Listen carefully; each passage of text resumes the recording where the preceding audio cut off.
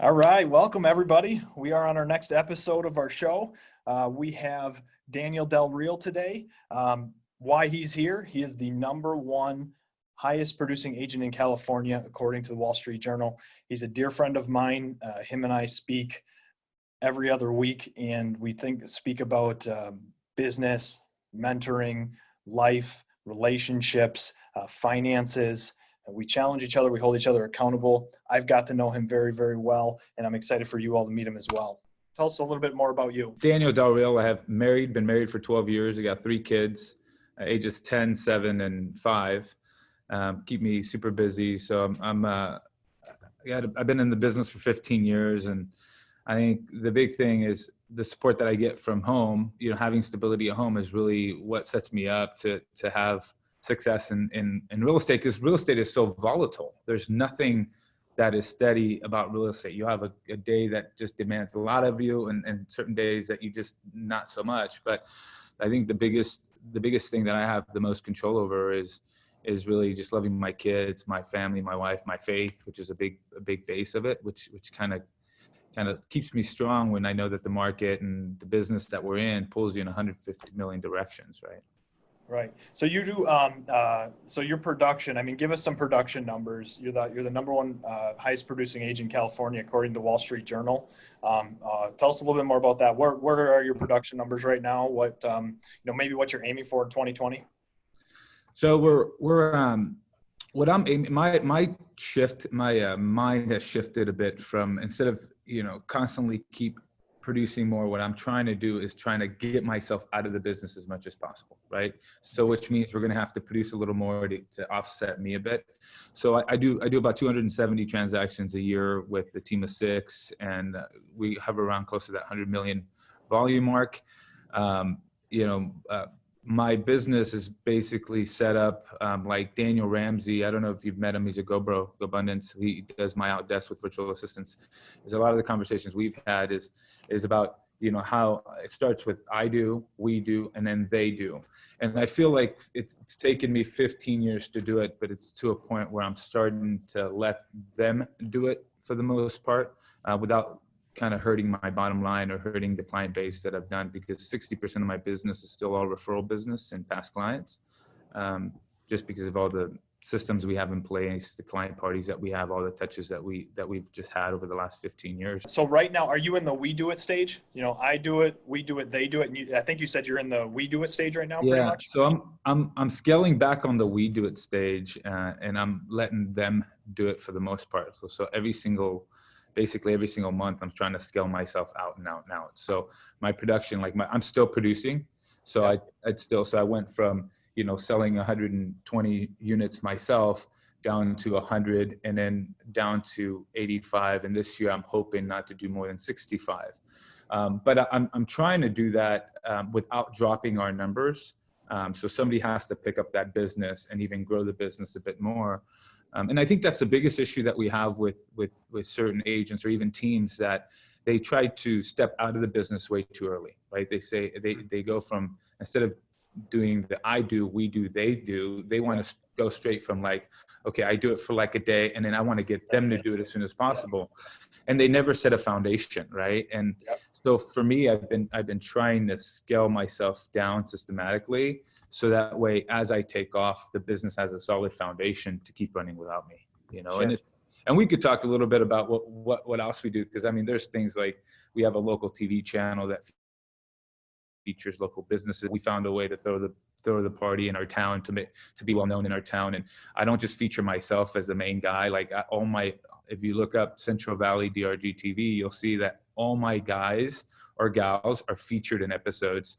So I want to give them that celebrity status, but at the same time, have them feel like they're a part of something, so they never leave. And that's one of the biggest things with teams, is you'll have a high turnover. And over the 15 years that I've been doing this, I haven't had one agent leave my team. Sure. Yeah, so I don't have a huge team, but it's just a big family. Yeah. And you're constantly outpouring value and investing in them, investing in their lives through the TV show, through these different pieces to show value to them, and it's helped you with your retention. Is that what I'm hearing correctly? Yep, that's right. Awesome.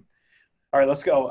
Take me back to your personal life. Like, so when you get in the business world, massive production, right? You guys are working super hard, but take me back to kind of like maybe daily habits, family habits, anything that happens kind of like maybe take me through your morning routine that kind of sets you up for that success. You know, I heard in somebody say before is there's really a few things that money is they're never going to be able to buy you, right? Which is, you know, a calm mind, right? Which is a lot, it has to do with, you have to earn a calm mind by making good financial decisions, you know, by leading into your spirituality, you know, and trusting in God and releasing it. And number two is a loving household. Like, you got to earn that. You can't just pay for that, right? Right.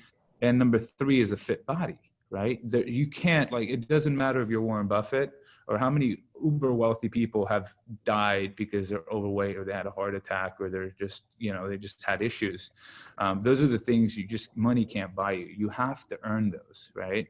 Right. And so I always treat my life that way. It's like, look, I got to earn a loving household, right? And I have to earn a fit body, right? And I have to, you know, earn a peace of mind. And the way that I'm going to do that is usually I do that before 8:30. I take care of all that, my body by my training, my loving household by my family, and then my spirituality, right? So I usually have my meditation, my prayer in the morning, or whatever I'm going to do usually happens before 7:30. So that's, once I do that, then I know that regardless of what happens in my life in real estate, which is going to be chaotic, Yeah. I've already won the three most important things. Right? Yeah. You set yourself up for success while Right. there's no distractions. There's very few distractions. The only person you're really dealing with is that internal voice in your head during that time. And as long as you can win and keep those priorities in order, you set yourself up for that success. So that's awesome. All right. Best family advice that you've ever been given. And maybe it was just what you repeated. I mean, that was awesome. I'm like taking notes over here. So I think the best family advice, I would say, my buddy told me before I had kids. Well, he said two things. Mike McCarthy was one of the guys, you know him. He said, don't outsource the most important thing in your life is your kids, right? So homeschool, right, here we go. Yeah. And the second thing was another friend of ours that told me, he said, you can't, he said, discipline without relationship is going to equal rebellion, right? So those are the two things that I really try to focus on with my kids, is really have a relationship with them. So that way, you know, when it comes down to that discipline part, right, where they're gonna listen, right, because they don't want to disappoint dad, because I have a relationship with them. And I go back, even when I was a younger kid, I didn't have a relationship with my dad, so I rebelled, right? Yeah. Sure. Well, that's just the way that it was. So those are the two things that really strike close to me. What got you into real estate? What attracted you to real estate in your profession? So I got out of high school. I served 4 years in the Air Force as a military police officer, and I actually have my degree in criminal justice. Had a job for the Santa Clara Police Department, which was closed. Start date of 6 months after I got out of the service, and I got home, and it was around 2002, 3. So it was right when like Rich Dad, Poor Dad came out, right? And I remember reading that book. It was a great book. And I came home and I talked to my mom. My mom has they're migrant family, right? So they don't have, my mom didn't even have a high school education. She went to 2nd, 3rd grade, and that's about it. My dad went maybe to 4th and 5th. And I came back and I was just talking to my mom about real estate, and she knew everything basically without being able to read English, everything that I read in the book. And then I started realizing that my parents have built their wealth, and at that point they had maybe 5 or 6 rental properties through real estate, right? So I asked her, I says, hey, can you put me in contact with Phil, the agent that would help him with real estate? And she literally got him over the next morning. He showed up in like this nice, beautiful, clean black, Mercedes Benz, came out in a suit, and I'm like, this is cool. And I went out to lunch with him, and then on a Friday, and then by Monday I was taking my classes, and then 4 or 5 months later I was selling real estate. And I figured, okay, let me give this a shot until the academy starts, and then I'll just go into the academy. And then 15, 16 years later, here I am. You're still waiting for the academy to open up. Yeah, and so it was, it was a bit of a disadvantage to some other people, because I was 22 years old, and I got out of a space. My atmosphere in the military was, you don't have a day off. You have a day that we say you don't have to wear that uniform. And this is, September 11th. This is Iraq, going into Iraq, Fallujah, all this other stuff going on. So you did not have time off, right? It was just constantly go. Yeah. So whenever I came back, I didn't know anything better. Actually, I couldn't even slow my mind down to get down to civilian speed. So when I got into real estate, it was 7 days a week, 100 hours a week. I didn't watch football. I didn't watch baseball. I didn't really have many friends because I just got back in. And I started doing a ton of open houses just to kind of try to get a big sphere going on and just get in front of so many people. And I remember, going like 4 or 5 months in where I didn't take a day off, and my brother invited me to go watch football. So I went over to his house, and I'm sitting there and he's watching this pregame show, and I start pacing up and down. And I'm like, hey dude, so what else do you do like on Sunday? He's like, nothing, we just hang out.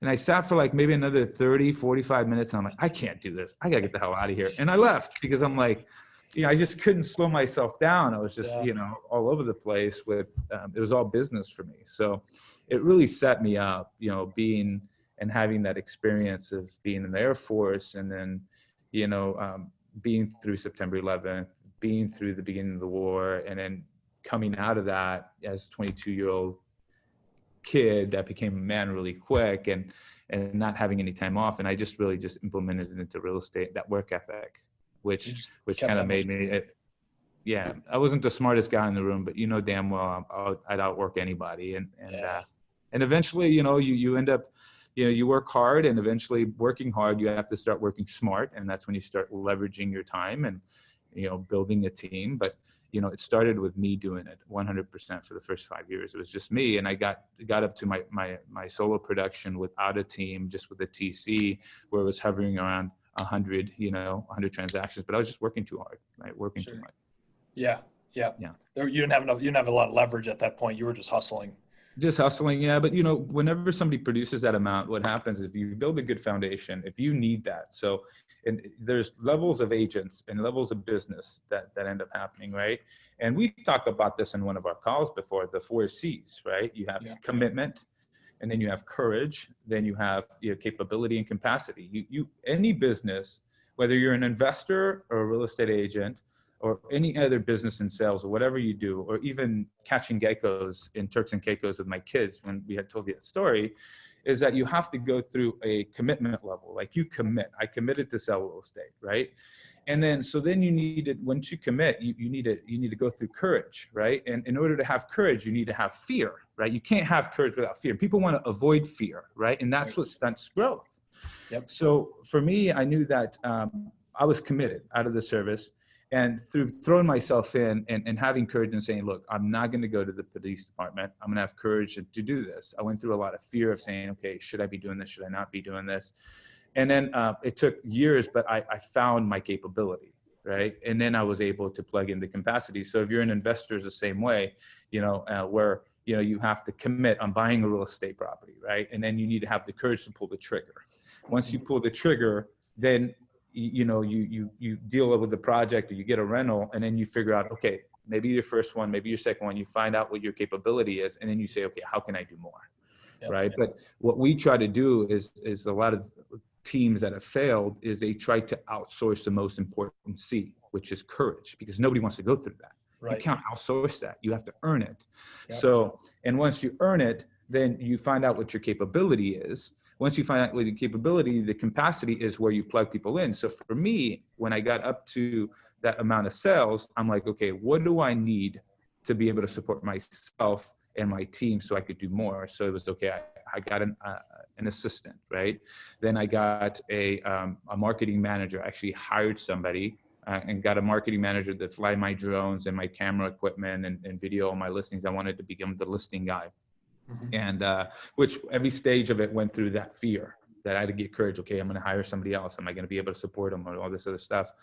But as soon as I did that, I found my capability, and my business kept growing. And so once I had to hire a client care, because once you start doing a larger volume, you had to keep in touch with your clients. You have to take care of the business that you have in escrow now, and then the people that you're working with at that current time. So I created a big foundation of a team without any members. So then once I found that out, and I'm like, okay, well, everybody could benefit from this if I just start plugging in people into my system that I've learned through the 4Cs. So that's where my capacity happened, right? I'm like, okay, so every time I brought an agent in, I brought one agent in and I said, hey, look, it's not about the leads, it's about getting your time back, right? So everybody has to prospect, everybody has to try to find business and do that. But the biggest bog in people from going from 8 or 10 or 15 transactions is getting to the 25 to 30 and then dealing with the time. So here, if you took a listing, everything would go through my process with the videography and the websites, and the escrows would be coordinated, your listing package would be delivered, because that's what I needed. That's what I needed. So they got the same thing. So they were able to plug into a business that maybe at that time cost about $150,000 to operate. So whether you did 10 sales a year, they're able to take ownership of a business that might take $150,000 to operate. So there has to be something really wrong for them to fail, right? Sure. Yeah. Because then they have 100% of their time to be able to prospect, meet people. Right now, Yep. Fortunately, there's also leads that come in, but I didn't want that to be the main thing, right? Yeah. I've always said that the hardest job inside a brokerage company is that solo agent by themselves. They have to do all that stuff that you have built over 15 years. They have to do all that. Yeah. And that's a big thing. So you go through these levels of the 4Cs, the commitment, courage, capability, capacity. You go through it several times in your career. It's not like it's just one time, right? So you see agents, they hit their head at 20 deals, right? Sometimes it's 15 deals and they're like, man, I want to do more, but I just feel so busy.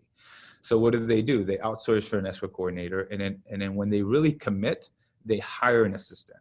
And at that point, they start getting nervous. They get scared. Somebody else is depending on them. But it takes that to find out what their capability is. And then you notice that their numbers go up to 35, right?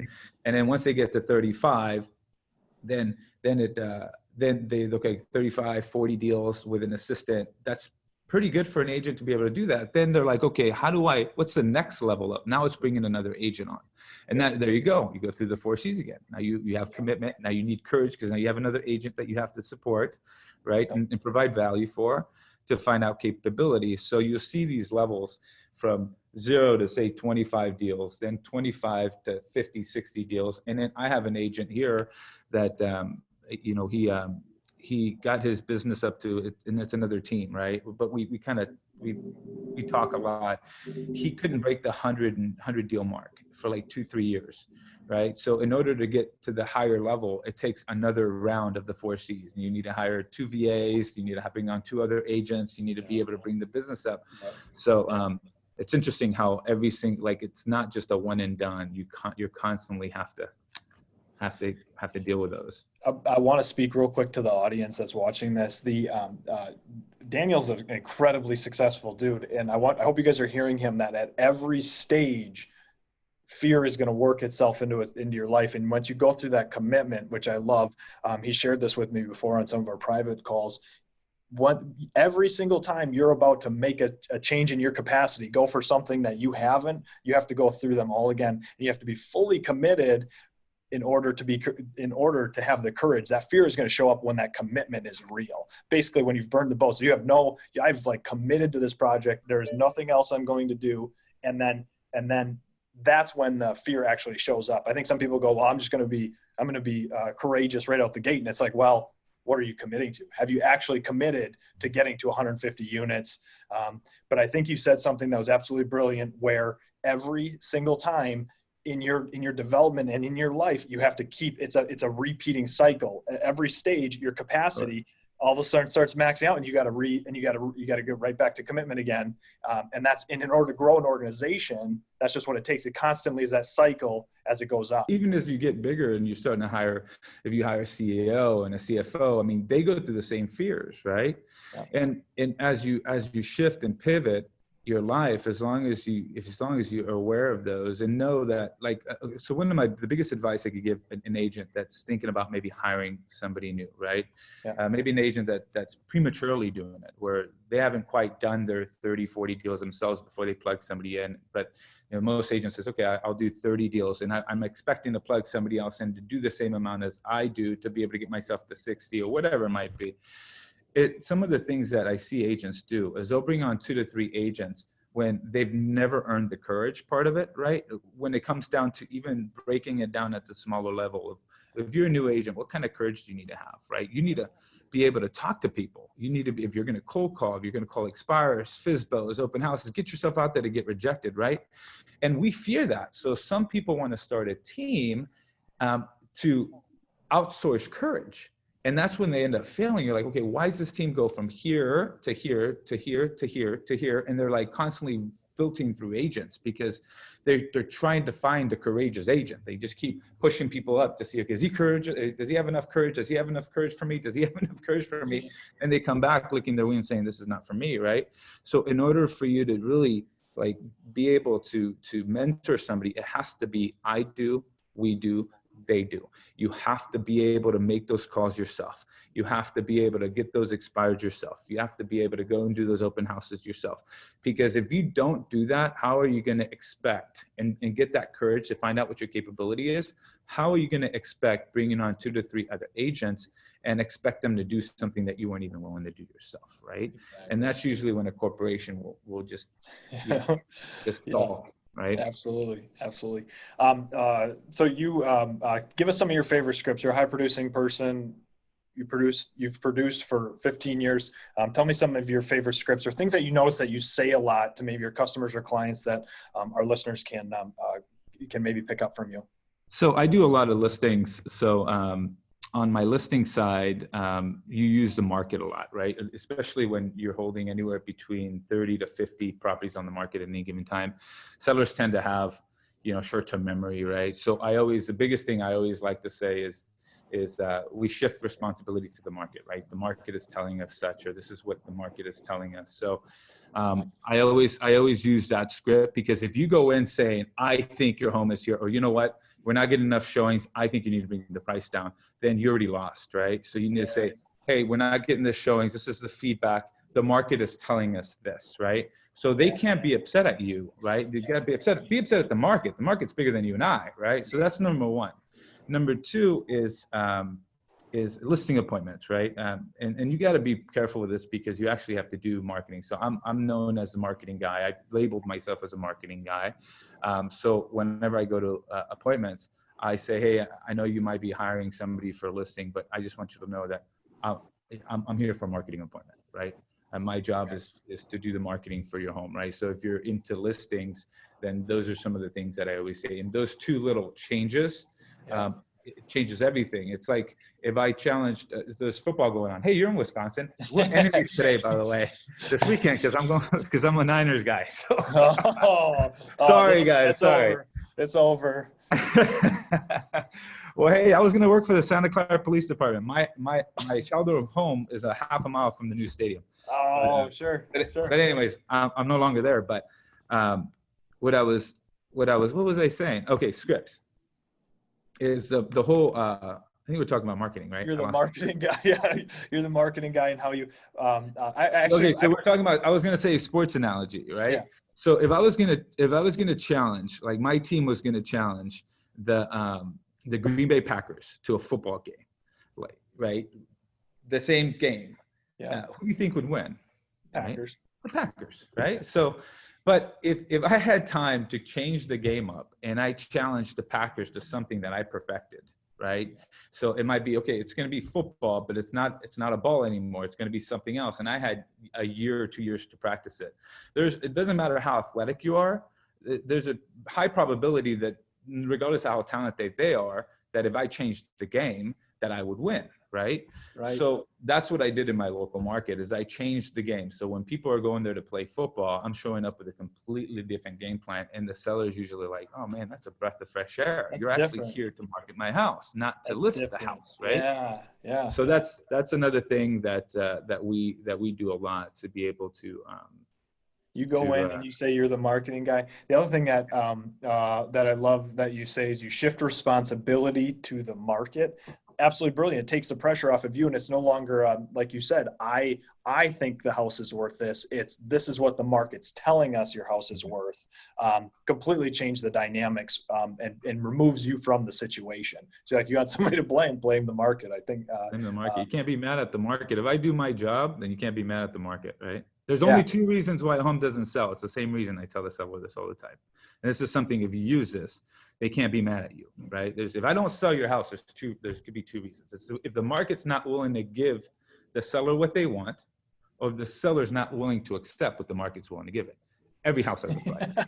It's whether you're willing to take what the price is. If I do my job right as a marketing guy, then all you have to do is list it. Right. And the only reason we don't sell a home is because the seller wasn't willing to take what the market was willing to give them, or the market wasn't willing to give the seller what they wanted. And that's it. Yep. Right. Yep. So that's a big thing that shifts the responsibility. And then for the buyers now, I try to just to do I try to do a lot of the listings because the buyers take up a lot of time, of course, but I started my business with buyers. And one of the biggest things that I did with the buyers is I'd always bring them into the office because we go and assume that they understand everything. They don't know how we get paid. They get afraid of an offer, right? Submitting an offer because they think it's a contract. They don't know what contingencies are. We know that, right? We know that buyers are going to go through these emotional roller coasters and the contracts are meant to protect them, right? We get paid by the seller. They don't know that. So I always bring them in and like we'll have the team members, they always bring the buyers in and they go through a real estate 101, basically saying those things. Hey, look, I get paid by the seller. My job is to have a relationship with you and help you along the way. My job is not to sell you every single house you see, but help you find the right one. So it avoids those awkward goodbyes when they're showing 3 houses and they think, okay, does Daniel want me to pull the trigger here? Like I feel guilty that I'm not picking something. And then you go through the contract with them so that way they understand that, hey, they're human. So they're going to go through emotions. They're going to get super excited when they find the right home. They're going to get nervous as they negotiate. They're going to get freaked out when the offer gets accepted. But the contingency periods are meant to be able to level out their emotions, get clarity on what they're buying, find out what their payment is, the condition of the house, and appraised value and all that. So that way on day 17 or 21, contingency periods, whatever they are there, they have a clear understanding of what they're buying. So a lot of the issues with buyers pulling the trigger is they think the 5 or 10 minutes they spend in the home is going to dictate the 30 years of their ownership. So once you isolate that objection and explain that to them, even if it's 30 minutes at your office, you realize that your relationship with that buyer is going to be a lot better. Yeah, a lot smoother through the process. Yeah. Well, thank you. Let's can I shift gears real quick? You're also Sure. an investor. Let's go into investing. It's my dream, it's my goal, it's my plan, it's my passion. I hope that every single one of our agents owns real estate. I believe that real estate is the best vehicle, hands down, for creating wealth for people and their families. You're a big time investor. I guess give us a little idea about your portfolio. I know you invest in companies, you invest in real estate, you invest in yourself. But let's go a little bit into the investing side. Tell us a little bit about your investment world. Well, it started with single families. Like everybody has to embrace that, right? And eventually you grow out of that, single family homes. So I got up to about 50 something doors, probably close to 60 doors. And then we ended up selling and 1031 exchanging into commercial properties. So right now, I have pretty big partnerships in both that. We have residential still 1 to 4. We have some commercial 12-unit apartment buildings, some syndications, some storage.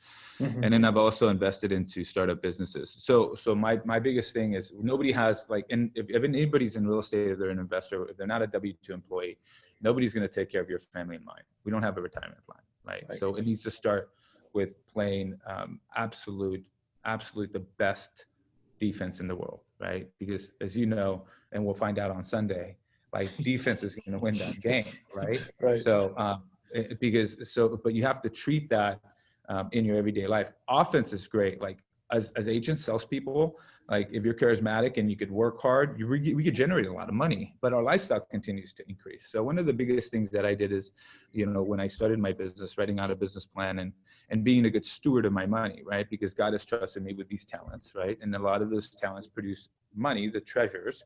And so I have to be a good steward of those, right? And in order to be able to do that is you need to separate yourself from it, right? Because they always say, ownership seek stewardship, right? What that means is, for instance, good example, if you came from a W-2 job and you're making 100 grand a year, like the government would take 40,000 of your money and you'd keep 60. And that's what most people do. And they're gone their whole life. The biggest thing they're ever going to pay is taxes. And they really don't, like, they have no control. They never take ownership of that money. So it's never hurt them. They've never taken ownership, hasn't, doesn't sink stewardship. So they're like, America, yeah, roads and everything else is cool. But as self-employed, you make 100 grand, you have to pay a tax bill at the end of the year. You're like, oh, it's a lot harder to let go because now you've taken ownership, right? It's like, I don't want to let that go. So with business, you got to know that it's not your money. You have to be a steward of it. It's God's money, number one, and you have to use your talents to make sure that you harvest it right. So one of the biggest things that I did is put myself on a salary, right, initially, and it was $100,000 a year because I wanted to see, okay, can I keep my lifestyle at that point? And I did that for like 5 years.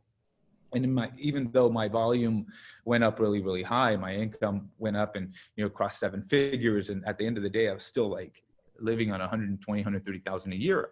Yeah. So what that caused me to do is save 60 to 70% of my income. So there'd be years where like I'd bring in, 6, 7, 800,000 on investments, and then I would just pump it right back into investments. So then I knew that instead of giving myself a raise, like I knew what my hourly rate amount was, but I also knew what the hourly amount was of my money, right? So I knew that every year if I put, even whether it's 20 grand, 40, 50, 100, whatever it is you could do, and you earn a 10% return.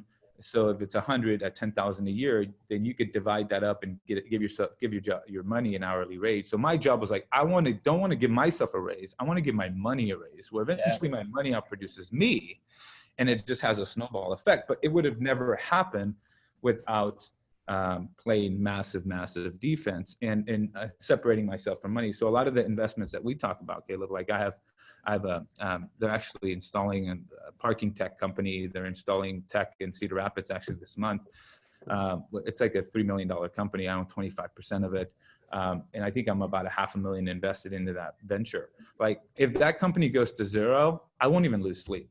And not because I don't care that I lost $500,000. It's because it's not my money. It's just, it's part of my portfolio. It's in my risk tolerance, where I don't risk more than 10% of my net worth in any kind of startup anyway. Yeah. So it's one of the startups that I have that's risky.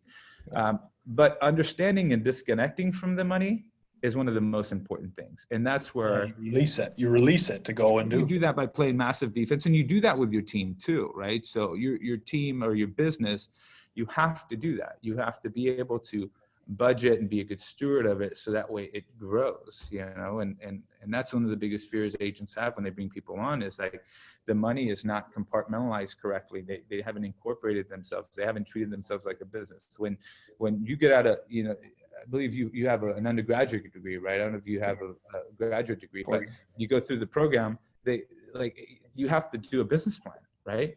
And so I went in and I did a business plan. And I allocated a budget and I stuck to it. So, if it was 100 grand a year that it cost me to run my business, I'd have that at the beginning of the year, right? Because there's no conflict. And at the end of the year, if there was a large amount of money in my corporate account, I would take a distribution or K1, right? And at that point, I'd invest it. So there was never once where my wife went to our account and saw huge commission checks come in. Right? That just didn't happen. Like she was used to our $6,700 and I think it was $88 a month net because I put myself on a salary, and that's what she spent. Yeah. Right? Yeah. She never saw the swings of, a $20,000 a month or $200,000 a month. She didn't see those swings. Yeah. So it really, you have to be able to disconnect it all. Yeah, you built a system for building wealth in your family. You didn't let your lifestyle creep as your income creeped. You kept your lifestyle the same. When your income creeped, you invested the difference over here, and now you're holding that money accountable to build wealth and continue to build wealth. And at a certain point, that completely outpaces your earned income that you're bringing into your family. Yeah, absolutely. I mean, that's the goal, and eventually you hold enough assets to be able to do that. But even if you go through my real estate portfolio, right? When I first bought my first property, I went through those four C's, right? Yeah. And even when I sold I sold 30% of my real estate portfolio the last 2 years, and I went into commercial, and then I had to go through those four C's again. But what I realized is I was outsourcing the most important C, which was courage, right? Because I was putting my money in as a limited partner on some of these GP deals with commercial property. You're the LP, yeah. Yeah, Yeah. and so that's the conversation you and I have had is like, hey, Yeah. I can't outsource my courage, right? Because it creates pitfalls, right? So I don't find my capability because I've been outsourcing the courage part of it. So it's cost me being a lifelong learner, spending 20 to 30 grand a year on my education for commercial classes in the commercial academy and events like what we attend in Chicago, where we're talking about business and talking about commercial property all the time. So as you evolve from single family to commercial to even startups or any of the other things that we do, you always have to go through those, and you can't outsource those. Yeah. Absolutely beautiful, man. Not only are you the best looking man in real estate, but you're also pretty wise. All right, brother, I appreciate you. Anything else on your mind that you that you want to get out or anything like that? I mean, this is great stuff. Yeah, you know what, man? I'll leave you with one of my favorite. I actually had this have this in my garage. It's a big mural. It's Matthew 5:5. That blessed are the meek, which they would inherit the earth. One of the biggest things that you could do is have controlled strength. Right? If you build a business, and there's people in here that maybe are doing 10 deals a year, maybe there's somebody here that's doing 100, or maybe they're top producing agent in your office, right? And one of the biggest things that you're going to have is you might have affluence. It's about having controlled affluence, right? Or you might have money, right? But having self-restraint, right? Because Jesus was that way, right? He didn't show up in a stallion, right? I don't think he'd have the followers if he showed up with a bunch of gold and all that stuff. I mean, he was very meek, right? Very humble. So that's one thing that I will leave with everybody is having that controlled strength in your household, in your business, and in your daily walk, with Christ is just knowing where you are, knowing where you came from, and just being a little more like that. So that's one of the biggest things that I would leave somebody with. So doesn't get any better than that, man. Thank you so much. Thanks. And thank you for always being my mentor and helping me anytime that I have a spiritual question, business question. I mean, you're one of the first people that I run to, and appreciate you sharing time with the people in my world.